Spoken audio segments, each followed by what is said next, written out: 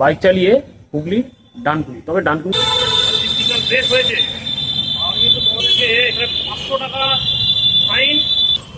ও বাবা গাড়ি, টাকা একটু সাইকেল নিয়ে চেপে দাঁড়াও। কলকাতার থেকে তো প্রচুর পুরোনো শহর হচ্ছে হাওড়া। এটা করতে যাচ্ছে কলকাতা থেকে শাস্তি যাতে ওইদিকে বেরিয়ে যাওয়া যায়, আর যদি শাস্তি কলকাতা করবে সাঁতরাগাছি স্টেশন আমার বাঁ দিকে ঢুকতেই থাকবে সার্কেলের মতো পুরো বানিয়েছে। লোকাল গাড়ি বড় ব্যাগপুরের বাস মনে দেখাচ্ছে এয়ারপোর্ট। হ্যাঁ, এইটা দিয়ে কিন্তু তোমরা দক্ষিণেশ্বর রাস্তাটা কিন্তু চড়া হয়ে 6 লেন হয়ে যাচ্ছে। গেট দিয়ে গিয়ে সাইডে একটু এগিয়ে দাঁড়াবো। তো আবার কি ফিরে যাওয়ার ভিডিও তোমাদেরকে দেখাতে হবে? হাই এভরিওয়ান, আমি Sayak. So welcome back to my YouTube channel for travel XP with Sayak. তো আজ আবারও তোমাদের কাছে তৃতীয়বারের মতো মোটো ব্লগ বা বাইক রাইডিং জার্নি ভিডিও নিয়ে হাজির হলাম। এর আগে প্রথম বা দ্বিতীয়বারের মতো যখন মোটো ব্লগ করেছিলাম, সে ডায়মন্ড হারবার বলো বা কোলাঘাট বলো, তো সেই মোটো ব্লগেতে আমি তোমাদেরকে বলেছি, ভালোই রেসপন্স পেয়েছি, খুব ভালো লেগেছে, তোমরা যেভাবে সাপোর্ট দিয়েছো। তাই আজকেও কিন্তু তৃতীয়বারের মতো আমরা করতে চলেছি বাইক রাইডিং জার্নি বা মোটো ব্লগ। তো আজকে আমি যেতে চলেছি ঠাকুরপুকুর থেকে বাইক চালিয়ে হুগলি ডানকুনি, তবে ডানকুনিতে বেসিক্যালি আজকে কোনো বাইক রাইডিং জার্নি করার জন্য যাচ্ছে একদমই তা না। আজকে আমার ডানকুনিতে একটা কাজ রয়েছে, জরুরি কাজের জন্য আমাকে যেতে হচ্ছে ওখানে। তাই সেই সুযোগে ভাবলাম যে তোমাদের সাথে যদি আজকে একটা বাইক রাইডিং জার্নি বা মোটো ব্লগ যদি শেয়ার করতে পারি। তো আজকে আমাদের 32 কিলোমিটার থেকে 34 কিলোমিটার পথ ওই ডানকুনি পাড়ি দিতে হবে।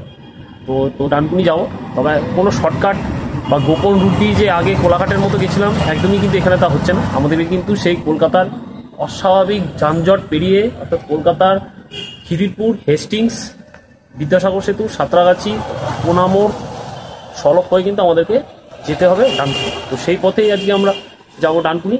তো চলো সেই রুটে কীরকম আমাদের অভিজ্ঞতা হয় এবং কতটা কম সময় বা কতটা সময় লাগছে এই ডানকুনি পৌঁছাতে বাইকে করে, তো সেটা তোমাদের সাথে শেয়ার করা যাক। তাহলে চলো শুরু করা যাক আজকে ঠাকুরপুকুর থেকে ডানকুনি পর্যন্ত বাইকে সফর।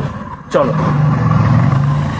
কিন্তু আমরা এখনই ধরে নিলাম ডায়মন্ড হারবার রোড, আর এখন ঘড়ির কাটায় হচ্ছে 10:32, অর্থাৎ 10:30 বাজে। আর এই 10:30টার মধ্যে বেরিয়ে আমাদের টার্গেট হচ্ছে 1 ঘন্টা, অর্থাৎ 11:30টার মধ্যে যদি ডানকুনি আমরা ঢুকতে পারি।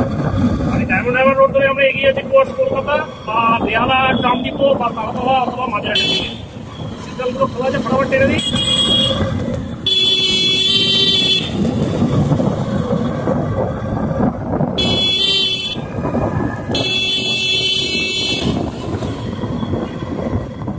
বাজার মোড় চলে এলো, চারমাথার মোড়। এখানে আসলে একটা সিগন্যাল খেতেই হবে, বেশিক্ষণ লাগে না, এখানে 45-50 সেকেন্ড মতো এখানে সিগন্যাল রাখে। এই সিগন্যালটা এসে প্রত্যেক দিন আমাকে গাড়ি নিয়ে দাঁড়াতেই হবে। কোনোদিনও দেখি না যে সিগন্যাল গ্রিন রয়েছে চুল বেরিয়ে যাচ্ছে, প্রায়শই হয় সকাল বাজারের মোড়ে। এরপরে আসবে চৌরাস্তা, ওখানে আরেকটা সিগন্যাল। সকাল বাজারের পরে স্টপ চৌরাস্তা, সিগন্যালটা খোলা আছে, বেরিয়ে যাবো। এই রাস্তাঘাট তো অফিস টাইমে বেরোলেই এইরকম গন্ডগোলটা করে।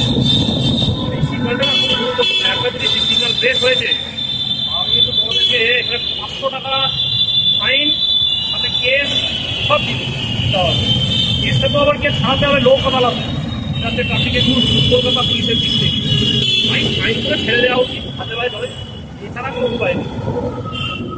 আমরা ক্রস করতে চলেছি বেহালা ট্রাফিক জ্যামের মধ্যে দিয়েই কত সময় লেগেছে। যে গাড়ির পেছন পেছন গাড়ি, কত আস্তে আস্তে গাড়ি চালাতে হবে, এতই গাড়ির প্রেশার। যেহেতু এখন অফিস টাইম, রাস্তার প্রসারের তুলনায় গাড়ির প্রসার অস্বাভাবিক লেভেলের বেড়েছে। এই যে গাড়ির পেছন পেছন গাড়ি, একটা 4 চাকা, তার পেছনে 4 চাকা, তার পেছনে আবার গাড়ি, এইভাবেই তো চলছে।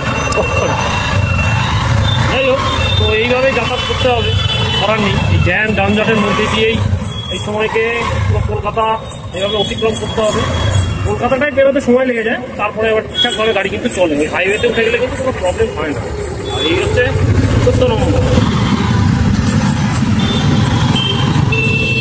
অস্বাভাবিক লেভেলের গাড়ি হয়ে গেছে, গাড়ির গতি তারপরে অনেক কম।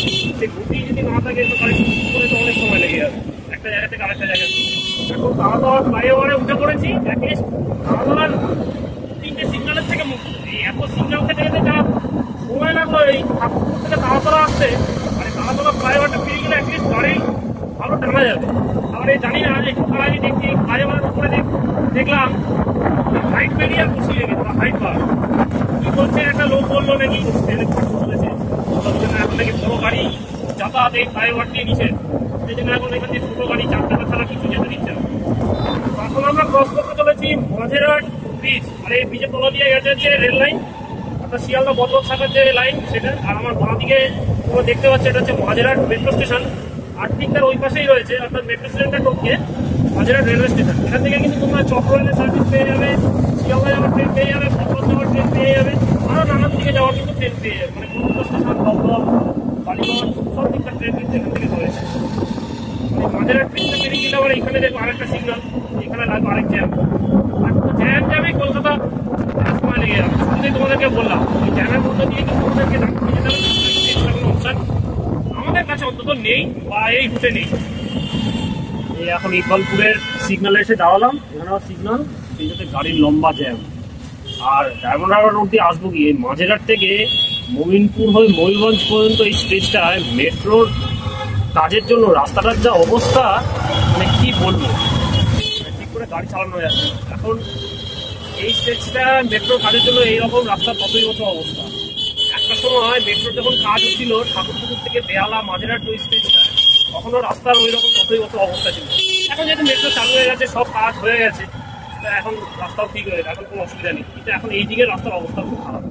এই ইকবালপুর বেরিয়ে গেলাম, এই ইকবালপুর থেকে তোমরা ডান দিকে গেলে কিন্তু তুমি চলে যেতে পারবে চিড়িয়াখানা, তারপরে পিটিএস এর দিক। সেই সাথে তোমরা ওই সেকেন্ড হুগলি ব্রিজে ওঠা যায়, সেকেন্ড হুগলি এই রাস্তা দিয়ে গেলে অনেকটা সুপথ, আমার 4টি সিগন্যাল। তো ইকবালপুর দিয়ে ঢুকবো না, আমরা তার বদলে খিদিরপুর হেস্টিংস হয়ে যাবো। এই চলে এলো খিদিরপুর মোড়, আর বাঁ দিকের যে রাস্তাটা ওটা চলে গেল তোমার গার্ডেন ব্রিজ বাবুবাজারের দিকে, ওই রাস্তা দিয়ে তোমার বাবুবাজার যেতে পারবে। আর সেই সাথে সোজা এসে কিন্তু এই ডায়মন্ড হারবার রোড এখানেই শেষ, এই খিদিরপুর ফ্লাইওভারের তলা। আর আমরা ডান দিকে ঘুরে গেলাম। ও বাবা গাড়ি, টাকা একটু সাইকেল নিয়ে চেপে দাঁড়াও। আর আমরা ডান দিকে ঘুরে গেলাম, ডান দিকে ঘুরে কিন্তু তোমাদের হেস্টিংস, বিদ্যাসাগর সেতু, তারপরে ধর্মতলা প্রিন্সেপঘাট বাবুঘাট কিন্তু সব চলে যেতে পারবে। একটা কথা বলি, খিদিরপুরে ঢুকে গেছি, কয়েকটা জিনিস এখানে খেয়াল করে দেখলাম। বাইরে যদি কোনো লোক আসে হেলমেট ছাড়া, তাহলে ধরে ফাইন করবে, কেস করবে। কিন্তু লোকাল লোক যদি যায়, পুলিশ দেখে ঠিক বুঝে যাবে, কোনো অ্যাকশন তাদের উপর হবে। মানে এটা আবার আইনেরও ভয় আছে, আবার যারা আইন রক্ষক তাদেরও ভয় আছে, কারণ সবারই একটা প্রাণ বলে কথা আছে। এবার তোমরা বুঝে নাও আর কি কারণ, আর এইগুলো কোন টাইপের লোকেরা যারা এই সমস্ত নিয়ম থেকে দীর্ঘদিন ধরে চলাচল করছে। বলতে বলতে চলে এলাম হেস্টিংস। হেস্টিংসেও সিগন্যাল, এখানেও সময়টা লাগিয়ে দেবে। তারপরে আসবে বিদ্যাসাগর সেতু, তারপরে হাওড়া। হেস্টিংসের ফ্লাইওভার পেরিয়ে গেলাম, রাস্তাটা চলে যাচ্ছে ধর্মতলার দিকে। তো আমরা ধর্মতলার রাস্তা তো ধরবো না, ধর্মতলার রাস্তার বা ধর্মতলার লেনের দিক থেকে কিন্তু এই যে বাঁ দিক থেকে কিন্তু একটা লেন কেটে বেরিয়ে গেল। এইটা কিন্তু শুনে আমাদেরকে তুলবে দ্বিতীয় অগ্নি সেতু বা বিদ্যাসাগর সেতু। মানে বিদ্যাসাগর সেতু ধরেই একেবারে কিন্তু আমরা পৌঁছে যাবো হাওড়ার যে মন্দিরতলা টোল বা নবান্ন, তার সামনে কি দিচ্ছে বিদ্যাসাগর সেতু। আর এখানে উঠে বললে আর কোনো সমস্যা নেই, গাড়ি ঝড়ের মধ্যে এই রাস্তা গাড়ির সাথে সাথে তাল মিলে তুমি যদি গাড়ি ঠিকভাবে চালাতে না পারো তাহলে দুঃখ আছে, খবর হয়ে যাওয়ার চান্স রয়েছে। তাই গাড়ি কিন্তু এখানে খুব বুঝে চালাতে হবে। আর সেই সাথে কিন্তু এই দ্বিতীয় সেতুর মাধ্যমে শেষ হয়ে যাবে কলকাতা টাউনশিপ বা কলকাতা জেলা। আর কলকাতা জেলা অতিক্রম করে কিন্তু আমরা প্রবেশ করবো এরপরে গঙ্গা পেরিয়ে হাওড়া জেলায়। আর ওখান থেকে কিন্তু শুরু হয়ে যাবে হাওড়া জেলার বা হাওড়ার যে শহর হাওড়া টাউনশিপ। মানে কলকাতা টাউনশিপ যেমন রয়েছে তেমনি কিন্তু হাওড়া টাউনশিপ রয়েছে। কারণ কলকাতার থেকে তো প্রচুর পুরোনো শহর হচ্ছে হাওড়া, হাওড়াকেও কিন্তু আলাদা করে হাওড়া টাউনশিপ কলকাতার মতো বলা হয়। হাওড়া কি হাওড়া চালানো যাচ্ছে না। সেকেন্ড হুগলি ব্রিজে যে কেবেলগুলো রয়েছে, কেবেল বিয়ারিংগুলো চেঞ্জ করার কাজ চলছে, কারণ অনেক তো পুরোনো হয়েছে না। এই ব্রিজ 1984 সালে এই ব্রিজ উদ্বোধন হয়, যখন কলকাতার মেট্রো রেল যে সালে চালু হয়েছিল সেই সালে এই ব্রিজটা হয়েছে। বয়স তো অনেক, সময় তো লাগবে, সময় অনেক পেরিয়ে গেছে, গঙ্গা দিয়ে বয়ে গেছে। সেই সাথে তো এই মানুষগুলো তো বয়স হয়েছে, তারা তো হয় ধরতে শুরু করেছে না। এইগুলো সময় থাকতে থাকতে আপনি সব চেঞ্জ করে নিচ্ছে। আর গঙ্গার যে হাওয়া, আমার মা দিকে গঙ্গাটাকে কি সুন্দর লাগছে। তো সেকেন্ড ব্রিজটাও দেখছো, তোমাদের কাছেও দেখে কি অপূর্ব লাগছে। আসতে ভালো লাগে।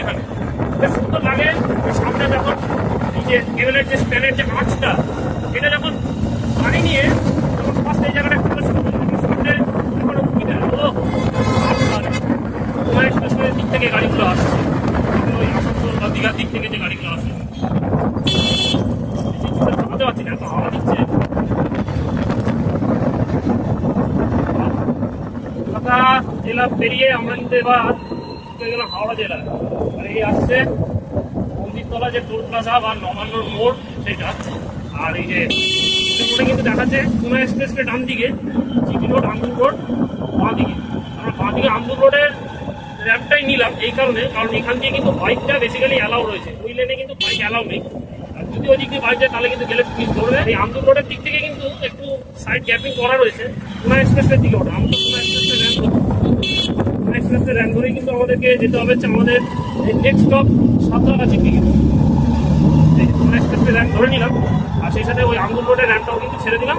আর এইখান থেকে কিন্তু শুরু হয়ে যায় হচ্ছে পুনা এক্সপ্রেসওয়ে বা পুরনো 117 নম্বর জাতীয় সড়ক বা এখন নতুন 12 নম্বর জাতীয় সড়ক।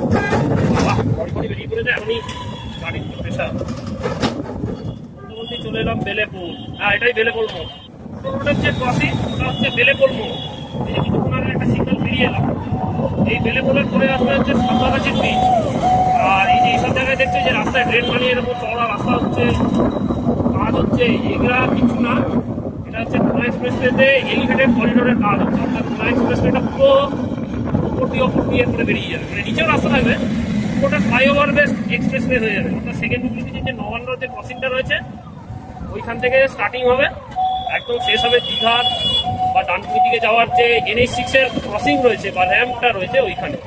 এইটা হতে 3 থেকে 4 বছর মতো সময় লাগবে। ওটা হয়ে গেলে কিন্তু এরকম যানজটে পুনা এক্সপ্রেসওয়েতে ঘুরতে হবে, মানে যে কোনো ধরনের গাড়ি, সে বাস বলো, ট্রাক বলো, প্রাইভেট গাড়ি বলো, সব বেরিয়ে যেতে পারবে, মোটর সাইকেল সব কিছু। এলিভেটেড করিডোর হবে, তার পিলারগুলো এই রাস্তার মাঝখান দিয়ে চলে যাবে।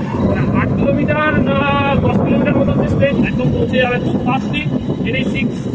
আরো কম সময় আমরা পৌঁছে যেতে পারবো দীঘা, সেখানে ডানকুনির দিকে। আর এটা করতে যাচ্ছে কলকাতা থেকে একটু ফাস্টলি যাতে ওইদিকে বেরিয়ে যাওয়া যায়, আর যদি একটু ফাস্টলি কলকাতায় ওই সমস্ত রাস্তা থেকে আসতে হয়। সাঁতরাগাছির ব্রিজ ঢুকলেই গাড়ির গতি স্লো, মানে তখন গাড়ির পেছন পেছন গাড়ি, গাড়ির পেছন পেছন গাড়ি, পেছন পেছন গাড়ি, এইভাবে পুরো চলতে থাকে, পুরো জ্যাম হয়ে থাকে এই ব্রিজটা। হওয়ার একটাই কারণ, রাস্তাটা যেহেতু সরু, পুরো ওয়ান ওয়ে হিসাবে গাড়ি চলে। কারণ ওই দিকটা পর্যন্ত হচ্ছে কোনো এক্সপ্রেসে ডবল লেন, এই সাঁতরাগাছি ব্রিজে ঢুকবে পুরো রাস্তাটা হয়ে যায় সরু, আর ব্রিজটাও বানানো সরু করে। এই কারণে একটু সমস্যা। এলিভেটেড করিডোরটা যদি হয়ে যায় তখন কিন্তু এই সমস্যাটা থাকবে না, কারণ এটা পুরো ডবল লেনের এলিভেটেড করিডোর হবে, আপনার উপর দিয়ে বেরিয়ে যাবে। আর আমার বাঁ ধারে রয়েছে হাওড়া থেকে সাঁতরাগাছি যাওয়ার যে সাউথ ইস্টার্ন রেলওয়ের মেন লাইন, সেটা দেখতে পাচ্ছি ট্রেনও ঢোকাচ্ছে। কি জানি ট্রেন হতে পারে, আন্দোলন এক্সপ্রেসের মতো ট্রেন দেখছি। এই 1 ঘন্টা লেগে গেল প্রায় সাঁতরাগাছি, 1 ঘন্টার কাছাকাছি লেগে গেল সাঁতরাগাছি আসতে। হবে না, গাড়ির চাপ আর এত সিগনাল সময় লাগাটা খুবই স্বাভাবিক। সাঁতরাগাছি ব্রিজ পেরিয়ে একটুখানি আসলেই পড়বে সাঁতরাগাছি স্টেশন। আমার বাঁ দিকেই রয়েছে সাঁতরাগাছি স্টেশন। এখান থেকে সাউথ ইস্টার্নের বা দক্ষিণ ভারতের সমস্ত ট্রেন কিন্তু ছাড়ে।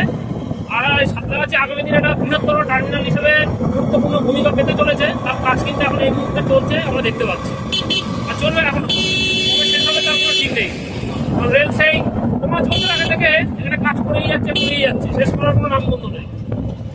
এবার এখানেও দেখছি গাড়ির চাপ, রাস্তা হয়ে গেছে খারাপ, খুঁজে না যাওয়া মুশকিল। দেখছো এরকম হয়ে গেছে রাস্তাটা, কারণ রাস্তায় তো কাজ হচ্ছে না এলিভেটেড করিডোরে, চালানো যাচ্ছে না। এটা হলো বরপা মোড়, বরপা। আর এটা উপর দিয়ে দেখছি যে ব্রিজটা গেল রেল ব্রিজ, ওটা এইটার উপর দিয়ে কিন্তু শিয়ালদা পুরী তুরন্ত যায়। এইদিকে আগে সিঙ্গেল ওয়ে ছিল, আর ডান দিকে দেখতে পাচ্ছি একটা নতুন আর্চ করা ব্রিজ করেছে। এই ব্রিজটা রিসেন্টলি করেছে, এটা পুনা এক্সপ্রেসের ডাউনের লেনটা করে দিচ্ছে, অর্থাৎ কলকাতা মুখে একটা লেন। মানে এই লেনটার থেকে ওই লেনটা খুব নিচু, কিন্তু লাভের লাভ কিছুই হয়নি। বর্ষায় যখন মারাত্মক বৃষ্টি তখন ওই লেনে একটা মানুষের যে গলা সেই সময় জল থাকে, আর তখন পুরো জলবন্ধ হয়ে যায়, তখন সে আবার আগের মতো রাস্তাটা হয়ে যায় ওয়ান ওয়ে। আর সেখানে জ্যামও হয় মারাত্মক। তবে এত গাড়ি দেখছো না, রাস্তার অবস্থা কি, এত ডাইভারশন, এত রাস্তা খারাপ এই এলিভেটেড করিডোরের কাজের জন্য। গাড়ির গতি পাবে কি, বিশাল স্লো, এখন যেতে অনেক সময় লেগে যাচ্ছে এক্সপ্রেস থেকে।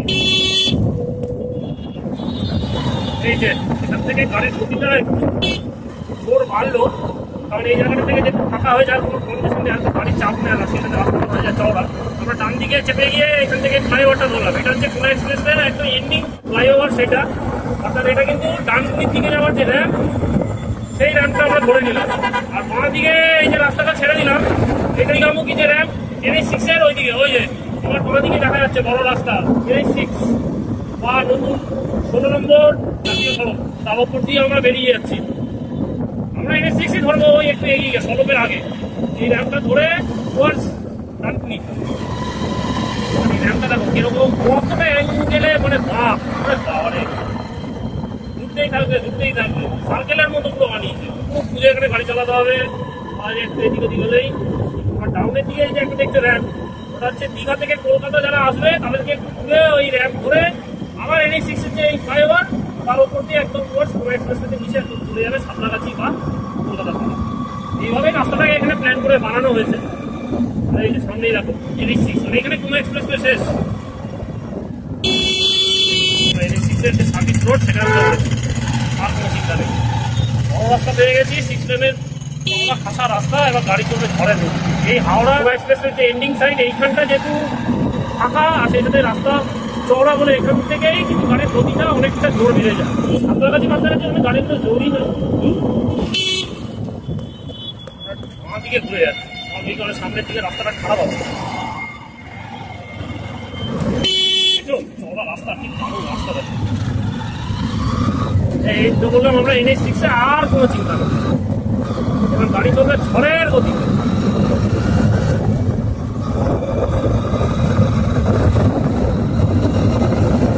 আর সামনে আসছে কলপ মোড়,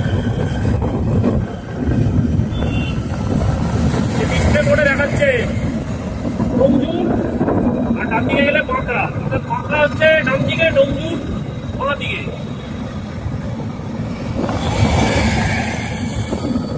কলমের ওপর দিয়ে গেছে বাঁকড়া যে রাজ্য সড়ক, তাদের ফ্লাইওভার গাড়িগুলো বেরিয়ে যায়, কোনো ক্রসিং বা সিগনালে কিন্তু দাঁড়াতে হয় না। আর এই নিচে দিয়ে গাড়িগুলো 60 বেরিয়ে যায়, ফুল স্পিড 80-100-তে একদম ঠিকঠাক। কিন্তু হলে কি হবে, যে মোড়টায় বাস বাস এখানে এসে দাঁড়ায়, সবাই এখান থেকে বাসে ওঠে, একটা বাস স্ট্যান্ড হয়ে গেছে। আমার সামনে শ্যামলি কলকাতা থেকে আসানসোল যাচ্ছে, যে বাস স্ট্যান্ডে দাঁড়িয়ে এই দিক থেকে রাস্তা খুব ভালো, কোনো প্রবলেম হবে। লোকাল গাড়ি বড় ব্যাগের বাস কিভাবে যাচ্ছে দেখো, রাস্তার পাশে লাইনের গাড়িগুলোকে জায়গা দিচ্ছে না। সত্যি কি বলবো না, আমার গাড়ি চালানোই যায় না।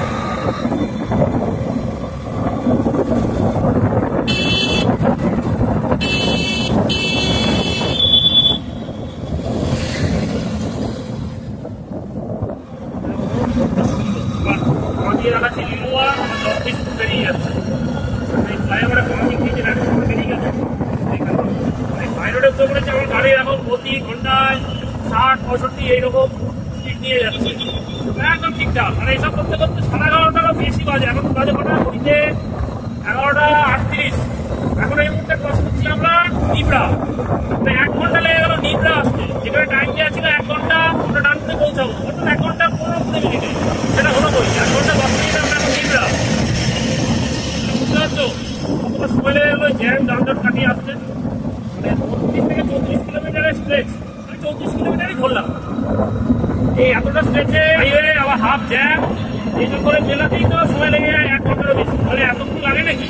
কৃষ্ণনগর থেকে রানাঘাট এসেছি, 38-40 কিলোমিটার রাস্তা, এসছি কম করে 50 মিনিটে গাড়ি চালিয়ে, সেখানে লেগে গেল 1 ঘন্টা। এই 30 কিলোমিটার পথ আসতে সামনে গিয়ে দেখো, এদিকে রাস্তার স্পেসটা আরো কত সুন্দর। গাড়িও চলছে সেই লেভেলে, না এই রাস্তায় একবার উঠে গেলে জিনিস দিচ্ছে, আর কোনো চিন্তা নেই, গাড়ি চলবে একদম মাথা। আর সেখানে কনসেন্ট্রেশন রাখতে হবে একদম মাথা। গাড়ি চলতে চলতে স্মুথ, আশপাশের লোকজন কিন্তু জুতের না, যে কোনো সময় এদিক দিয়ে ওদিক দিয়ে গাড়ি ঘুরে দিতে পারে, যে কোনো সময় দৌড়ে পার হয়ে যেতে পারে, এই সমস্ত ব্যাপার রয়েছে। এই জায়গাটা স্টেজটা পুরো স্ট্রেট, একদম ডিসপ্লে করে দেখাচ্ছে এয়ারপোর্ট। হ্যাঁ, এখান থেকে তোমরা হাইটিপাড়া মোড়, ওখান থেকে ডান দিকে একটা ট্রেন বেরিয়ে যাচ্ছে, বেলগুড়িয়া এক্সপ্রেস। বিমানবন্দর, দক্ষিণেশ্বর, সেই সাথে হচ্ছে ডানলপ, ওই স্পেসটা করে কিন্তু চলে যাওয়া যায়। আর দুর্গাপুর দেখালো, দুর্গাপুর একদম সোজা, মানে এটা এখনো চলছে NH-16 বা পুরো NH-6 মাইনতলার ওখানে গিয়ে শেষ হবে এই NH-16 বা NH-6, তারপরে শুরু হয়ে যাবে পুরো NH বা NH-19।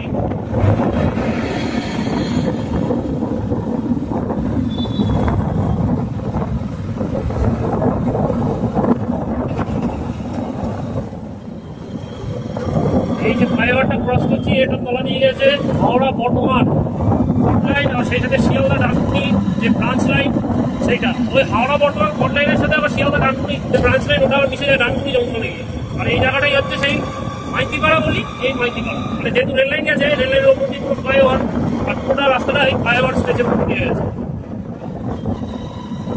ওরে সালা, এটা থেকে আবার ইয়ে দেখা যাচ্ছে র্যাম্প। আর এই যে স্পেসটা দেখতে পাচ্ছ, এই যে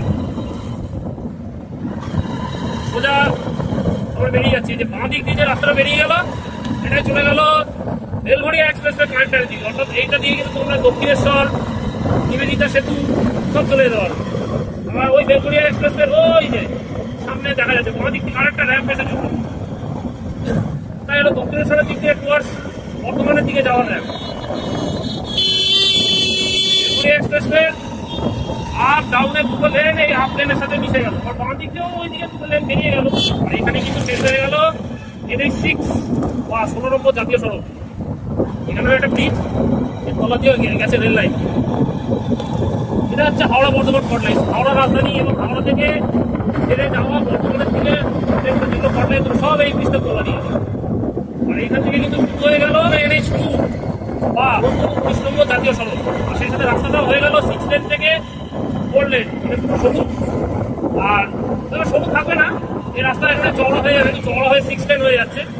আর এটাকে কিন্তু বলা হয় হচ্ছে দুর্গাপুর হাইওয়ে। যেখানে যেখানে ফ্লাইওভার দরকার আর যেখানে যেখানে রাস্তা চওড়া দরকার, সেখানে রাস্তা চওড়া হবে। কোনো অসুবিধা কিন্তু এখন আর হবে না আগামী দিন যারা বর্ধমান বা বিহার, উত্তরপ্রদেশের দিকে দারুণ রাস্তা হয়ে যাচ্ছে।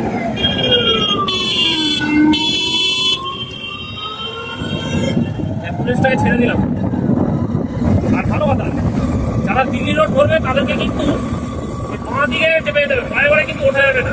ওই যে আমরা দেখতে পাচ্ছি সামনে একটা ফ্লাইওভার উঠে গেছে, আগে ওখানে ফ্লাইওভার ছিল না, ওখানে ছিল আগে সিগন্যাল।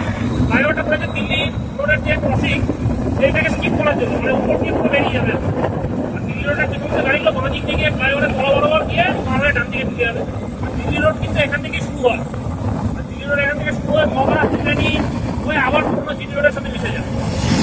বাঁ দিক থেকে তোমরা কিন্তু ওই দিল্লি রোড ধরে নিতে পারি, ডান দিক থেকে তোমরা দিল্লি রোড ধরে নিতে পারবে। তার জন্য তোমাদেরকে বাঁ দিকে চেপে যেতে হবে। আর দিল্লি রোড ধরে কিন্তু ওই মগরা ত্রিবেণী না, চলে যেতে পারবে কল্যাণী ঈশ্বরপুর সেতু হয়ে বড়জাপুরি, যেটা কাঁচামোড় হয়ে কল্যাণী এক্সপ্রেসের দিকে। আর এই ফ্লাইওভারটা পার করে আমরা কিন্তু ঢুকে যাবো এরপরে ডানকুনি। হাওড়া জেলা শেষ, হুগলি জেলা ঢুকে কিন্তু তার প্রথম এরিয়া আসবে ডানকুনি। এই স্টেশনটা পুরো ওপর দিয়ে করে দিই। আমরা এখন ডানকুনি মোড় ঢুকতে চলেছি, কিন্তু ডানকুনি মোড়ে যেতে গেলে আমাদেরকে নিচে দিয়ে গেলে ভালো হতো। এখন তো বুঝতে পারছি ভেবেছি যে র্যাম্প কাছে আছে বেরোনোর জন্য, সেটা নেই, পুরোটাই উপরে উঠে গেছি। তাই আমাদেরকে পুরো ডানকুনির যে মোড়, সেটা তো স্কিপ করে ওপর দিয়ে বেরিয়ে যেতে হচ্ছে। ওপর দিয়ে বেরিয়ে কিন্তু আমাদেরকে একেবারে পার হয়ে যেখানে আমরা পার করবো সেখান থেকে আবার ঘুরে আবার ব্যাক করে আসবো। আমি ব্যাক করে আসবো না, তোমাদেরকে একেবারে ডানকুনি টোল প্লাজা রয়েছে, ওই অত দিকে তোমাদেরকে ওখানে বাইক রাইডিংটা শেষ করিয়ে দেখাতে চাই। সেই বাইক রাইডিং ডানকুনি, এটা কিন্তু ডানকুনি যে মোড় বলে ডানকুনি হাউজিং, সেইখানে চলে আসবো। ওখানেই আমাদের কাজ রয়েছে, তার জন্য আগে ভাগে আমরা চলে এসেছি। রাস্তাটা সত্যি ঘুরেছে দেখার মতো, দেখো এই হচ্ছে ডানকুনি একটা ছোট রাস্তার মোড় রয়েছে। মোড়টাকে কি যেন বলে আমি জানি না, যদি দেখে থাকি তোমাদেরকে ডিসপ্লেতে শেয়ার করে দিচ্ছি। আর এই ফ্লাইওভারটা পার হয়ে গেলে কিন্তু আমরা এবার ঢুকে যাবো ডানকুনি যে নতুন টোল প্লাজা হয়েছে। টোল প্লাজাটাকে এখানটায় ছিল, এখন এখান থেকে উঠে ওই ঢুকে করে দিয়েছে এই ফ্লাইওভারটা পাওয়ার জন্য। ঢুকতে চলেছি ডানকুনি যে টোল প্লাজা সেইখানে। আর ওখানে গিয়ে কিন্তু আমরা আমাদের ড্রাইভিং শেষ করবো। এটা টাউনের দিকে লেনের টোল প্লাজা, টাউনের দিকে লেনের টোল প্লাজাটা আসতে এগিয়ে আর হচ্ছে দুর্গাপুর থেকে 140 কিলোমিটার, বর্তমান 76 কিলোমিটার, শিবপুর 15 কিলোমিটার। তো শিবপুর যাওয়া এখান থেকে কোনো ব্যাপার না। আর এই যে টোল প্লাজাটা আসছে, এটা হচ্ছে হাফের দিকে লেনের টোল প্লাজা। আমরা গাড়ির মধ্যে ঢুকছি না, আমরা সাইড দিয়ে যাবো, সাইডে গিয়ে বসাবো ভালো। সরি, খেয়াল করে যে নাম্বারটা ফট করে চলে এসেছে। ভিআইপি লেনের গেট, ভিআইপি লেনের গেট দিয়ে গিয়ে আমরা সাইডে একটু এগিয়ে দাঁড়াবো। এই টোল গেট পার করে গেলাম, শেষ। এখানের মতো 34 কিলোমিটারের সফর।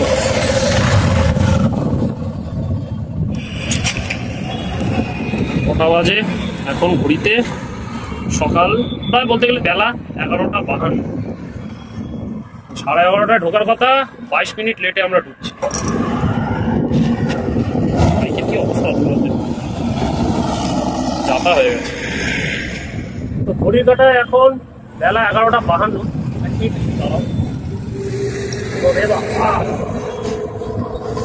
তো বেলা 11:52 আমরা এখন এই মুহূর্তে এসে পৌঁছালাম হচ্ছে, গেটটা না খুলে রাখলে কিন্তু ঠিক করে কথা তোমাদের সাথে আমি বলতে পারবো। তো এখন আমরা এই মুহূর্তে এসে পৌঁছালাম হচ্ছে ডানকুনি যে টোল প্লাজা সেইখানে। তো আমি বলেছিলাম আমার যে কাজ রয়েছে ডানকুনিতে, সেটা হলো ডানকুনি যে হাউজিং মোড় ওইখানে। ওখানে আমার কাজ একটু দেরিতে হলো, আগেই তোমাদের জন্য চলে এলাম এই ডানকুনি টোল প্লাজা। এই কারণে পুরো মোটর ব্লকটাকে টোল প্লাজার যে মোড় সেখানে শেয়ার করার জন্য। এই হলো ডানকুনি যে নতুন টোল গেট বা টোল প্লাজা সেটা করেছে। আমি টোল প্লাজাতে এসে আমাদের বাইক রাইডিং জার্নি সেটাও শেষ করবো। তো আবার কি ফিরে যাওয়ার ভিডিও তোমাদেরকে দেখাতে হবে যে আবার কীভাবে আমরা ঠাকুরপুকুর ফিরে যাই? মনে হয় না লাগবে। তো যাই হোক, আজকে এরকম একটা ওয়ান ওয়ে ট্রিপ, মানে মোটর ব্লগিং ঠাকুরপুকুর থেকে ডানকুনি তোমাদের কাছে ভিডিওটা শেয়ার করলাম। তো আমার এই ভিডিওর এক্সপিরিয়েন্সের দিক থেকে যদি বলি অ্যাভারেজ, কারণ হাফ রাস্তা ফাঁকা পেলাম, আবার হাফ রাস্তা জ্যাম পেলাম। এই হাইওয়েটা ধরো, এই স্টেজটা ফাঁকা পেয়েছি বলে এখানে গাড়িটা ভালো টানতে পারলাম, অনেকটা কম সময় ডানকুনি ওই দিক থেকে এসে মেকআপ করে এখানে পৌঁছালাম। আর ওইদিকে ঠাকুরপুকুর থেকে সেকেন্ড ডিগ্রি পিছপেরে সোনা এক্সপ্রেসওয়ে পয়েন্ট, ওই আস্তে আস্তেই তো কত জ্যাম লেগে গেলো, সেখানে টাইম দিতে হলো আমাদেরকে বেশি, প্রায় 1 ঘন্টা লেগে গেল সাঁতরাগাছি আসতে। এর থেকে আর দুঃখের বিষয় কি? তো আমার দিক থেকে বলবো যে জার্নি অ্যাভারেজ। আর সেই সাথে যে টাইম দিয়েছিলাম, ভেবেছিলাম যে 1 ঘন্টার মধ্যে আমাদেরকে ঢুকতে হবে ডানকুনিতে, তো 1 ঘন্টায় তো হলো না। 1 ঘন্টা 22 মিনিটে যা সময় দেওয়া ছিল তার থেকে 22 মিনিট লেটে ঢুকলাম এই ডানকুনিতে, অর্থাৎ ডানকুনিতে কলকাতার সামনে। তো বাইক রাইডিংয়ের জার্নি আমার অ্যাভারেজ লেগেছে, কিন্তু তোমাদের আজকে বাইক রাইডিংয়ের ভিডিওটা কেমন লাগলো সেটা অবশ্যই তোমরা আজকের এই ভিডিওর কমেন্ট বক্সে অবশ্যই কমেন্টস করে জানাবে। ভিডিও ভালো লাগলে ভিডিওকে অবশ্যই লাইক করবে, বন্ধুদের কাছে বেশি বেশি করে শেয়ার করে, যাতে তারা ভিডিও থেকে কিছু ইনফরমেশন পায়। আর যারা চ্যানেলে নতুন তারা অবশ্যই চ্যানেলটাকে সাবস্ক্রাইব করে সেই সাথে চ্যানেলের পাশে থাকা বেল আইকনটাকে কিন্তু তোমরা ক্লিক করে রাখবে। কিছু রোদ ঝলকানিতে আমাদের সাথে ক্যামেরার দিকে তাকিয়ে যে কথা বলবো সেটাও সম্ভব নয়, প্রচণ্ড রোদ, যার জন্য সানগ্লাসটা আমাকে পড়তে হচ্ছে। তো চ্যানেলের পাশে থাকা বেল আইকন দিকে কিন্তু তোমরা ক্লিক করে রাখবে, কারণ আমার শেয়ার করা আপকামিং ভিডিও যে কোনো সময় তাই ইনস্ট্যান্ট নোটিফিকেশন তোমাদের কাছে পৌঁছে যাবে। তো আজকের ভিডিও এখানের মধ্যে সমাপ্ত করছি, আবার দেখা হবে নতুন কোনো পর্বে। তবে সেই দেখা একেবারেই দেরি না, খুব চটজলদি আমি সায়ক তোমাদের মতো সমস্ত দর্শক বন্ধুদেরকে নিয়ে সঙ্গে ফিরছি নতুন কোনো জার্নি ব্লগ বা নতুন কোনো ট্যুর পর্ব নিয়ে, বা এরকম কোনো বাইক রাইডিং জার্নি বা মোটর ঘোরার। তো ভিডিও এখানের মতোই শেষ করছি। সবাই ভালো থেকে সুস্থ থেকো, সবাই ধন্যবাদ। আলবিদা। তোমরা কিন্তু জানালে না যে আবার ব্যাক করে যাওয়ার ভিডিওটা কি করবো।